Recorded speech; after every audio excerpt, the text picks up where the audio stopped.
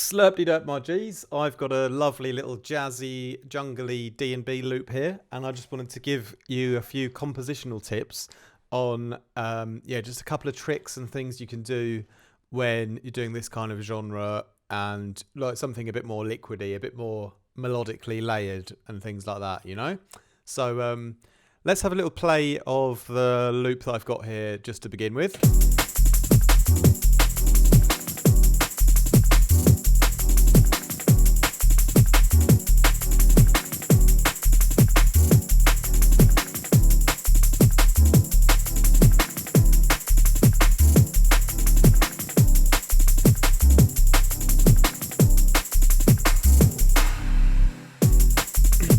So nice and easy, and we've got a really, really simple jazzy chord progression, which is basically using minor and major ninth chords, and just going down one sort of semitone at a time. So you've got an E minor ninth, then a E flat minor ninth, then a D minor ninth, and then going straight down to a C major ninth. So there's a little major twist at the end. And so the main chord is kind of coming through from the piano. So that's the first thing to really dive into. But with the drums, I've just quickly thrown in a break. I've quickly used one of the Spy ones, which is lovely and jungly. I've left it as it is. At the end, I've just put a little fill where I've taken a little snare out and I've reverbed it. I've had a little bit of a forest ambience as well, just for fun, to make it more jungly sounding. And yeah, so if we dive into the piano first, so I really like the SoundPaint plug-in virtual instrument because it's free and they have loads of cool sounds. And the plucked pole piano was the one I chose here. And it's on, I think it's one of the new packs. I just downloaded the plucked grand piano. I've left it how it is. I don't really bother to change the instruments. I just looking for sounds with that company usually. So firstly, I've programmed in a nice kind of rhythm, you know. I've just done it once with the E minor 9 chord, and then I've just manually copied it over and changed the chord so it kind of, as I mentioned, goes down from E minor ninth down to E flat minor ninth. Then the third one over here is going to be D minor ninth, and then the final one is the C major ninth. So in the last one it goes down 2 whole semitones. But anyway, I originally programmed in this kind of loop like this with the drums.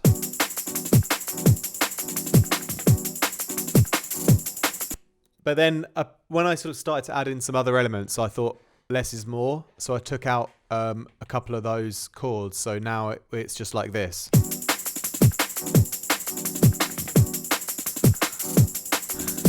So it gave the kind of rest of the mix down a bit more breathing room. And this piano is like the first main instrument that's like doing, you know, the whole chord kind of sound. But I felt like it didn't quite have enough high end in. So that's why I've layered it up with some strings in the high end. And these are also from the free BBC Symphony Orchestra Labs virtual instrument. And I've just chosen the violins 2 with the long mode on. And it's very, very quiet in the background. But I'm playing the exact same chords. And I'm running it through loads of reverb, convolution reverb, the Baptist one, and then a bit of dual delay, then a bit of compression to control the volumes. Taking out enough low end so it doesn't interfere with the piano and boosting the high end a bit. And it sits right at the back of the concert hall at -12 dB. And I copied over the original MIDI region and I decided to leave that middle chord in so it fills out the space there, and then you got this nice bit of dynamic interest between the piano and the strings. And this is the key point about this video really with composing stuff like this, is my goal is to layer up a sound that fits with my jazz chord progression. Okay, so the piano's like the main thing, but I want to layer in a bit of low end with a bass, and I want to layer in a bit of high end with some strings. But I don't want it just to feel like it's like all one sound. I want it to feel like it's three different players, like three different humans playing it. So the piano is doing its thing on one rhythm. The violin strings, they're kind of a little bit late the way they come in, and then there's actually that extra chord which is missing in the piano. So they're like definitely a different player or group of players. And then the bass is also then copying the root note of the chord, but I've played it in manually to be on a different kind of timing, and there's a little octave kind of twist as well. So that's the key thing, is like layering up three sounds to like fill out that chord, but making sure that it sounds like it's three different players, you know, three different actual instrumentalists. So it's much more intricate and detailed. Okay, so piano then with the strings. Most notably, that one in the middle is where the piano's missing. You know, that's the most notable, point where you can really hear the strings playing on a separate timing to the piano. Okay, and then thirdly, the bass, kind of starting a bit late with my MIDI note. I've played it in quite lazily, and I've just left it because it sounds. If you listen to it with the drums, it actually sounds great being a bit late. And just I'm following along with the chord progression, just with the root note. So it's going D, E, then down to, it'll be, you know, E flat, and then D, and then C. And all I've done is a little pickup note occasionally, which is the same root note, just an octave higher, you know?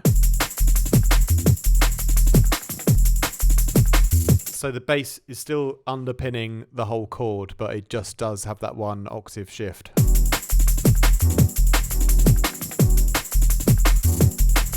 Makes it a bit more jungly, because that's quite a common thing in jungle bass lines, you know. Then finally, adding those strings back in, then we've got three real separate instrumental parts that all add to that chord, but all have their own kind of thing going on separately from each other, you know.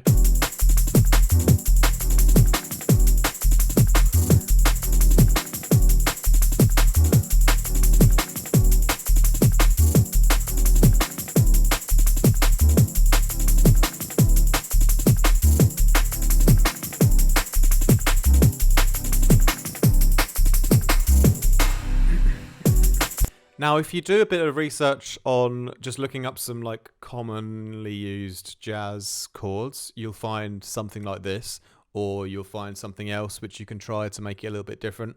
And you can then go ahead and like twist up the chords, make them like even more unique. This is just a basic kind of chord pattern just to get the vibe going. But music theory is not my specialty, you know, so I don't really know any. Like, I'm not super good at creating chord progressions or something like that. I just wanted to use this one as like a basic demonstration. But what I am good or better at than like theory stuff is like picking out good sounds that work well with each other, and also trying to compose things in a way where everything feels separated and everything's got its own different detail on, so that this whole sonic spectrum feels a bit more real in 3D. So that's the key thing here, is like really layering things up with the intention that it's got its own instrumentalist playing it like slightly differently to the other one, and then sort of trying to like naturally fit the rhythms together. And the bass line is actually a Vital bass from my previous Vital pack called the Soldier's Sub, and that's just a really nice sub bass with like some like extra harmonics to give it a bit of interest, like in the low mid range as well, and a little bit of signal white noise. So it's like not your average sine wave, it's got like a little bit more going on. So again, it's like a little bit more interesting, and it has a bit of a life to it. It's not just a plain sine wave, you know. So again, treating that bass as its own sort of instrument with detail. Then I've basically sort of side chained that with a volume shaping tool just to the break a little bit, just to kind of give a bit of space for the kick. And I've tried to like not process other stuff, just cut over a bit of low cutting and boosting the high end on a couple of the sounds, And the strings are just the ones that do have quite a lot on. They've got like a bunch of convolution reverb and a bunch of dual delay just to really push them to the back of the concert hall, as I mentioned. But yeah, all of that together then, I think it's a really cool loop. What do you guys think? Leave a comment down below. Should I make this into a whole track and finish it? Because it has quite a nice vibe to it now. I've never made a track like this before, really.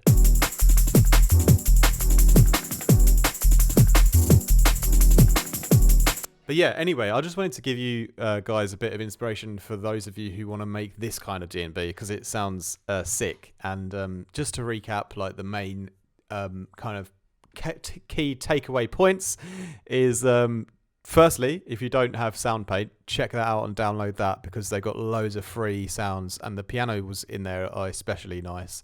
They take up a lot of space on your hard drive, but it's quite worth it. Then also, if you haven't got the BBC Labs, what are you doing? You must get that, because it's instant, fast and easy orchestral instruments to be used. And if you haven't got my Vital presets, what are you doing? Go and download those as well. But yeah, really the key thing is, pick yourself a nice jazzy chord progression.